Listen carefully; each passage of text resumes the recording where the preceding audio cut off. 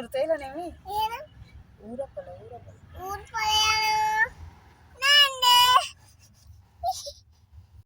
ඔන්න ඉතින් ළමයි අදත් අපි ගියා ලස්සන තැනක් බලන්න. මේ ඉතින් වේයන්ගොඩ තියෙන දුනුමාල ඇල්ල.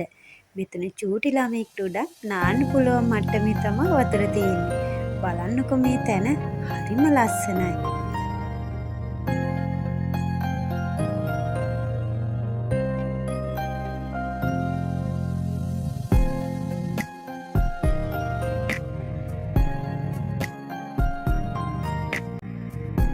අපි ගියේ සතියේ දවසක නිසා සෙනගත් ගොඩක් හිටියේ නෑ. චූටි බබාටත් ආසාවෙන් නාන්න ඉඩ තිබ්බා.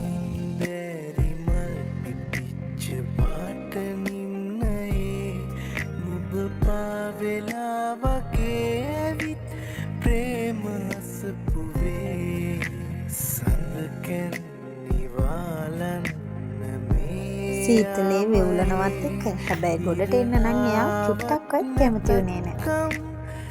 ඉතින් ඔන්න ඔය විදියට තමයි අපි ඇල්ලෙන් නෑවේ.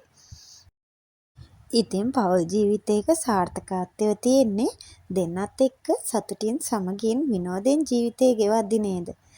ඉතින් වීඩියෝ එක හොඳයි නම් ලයික් කරලා කමෙන්ට් එකක් දාන්න. හැමෝටම සුබ දවසක්.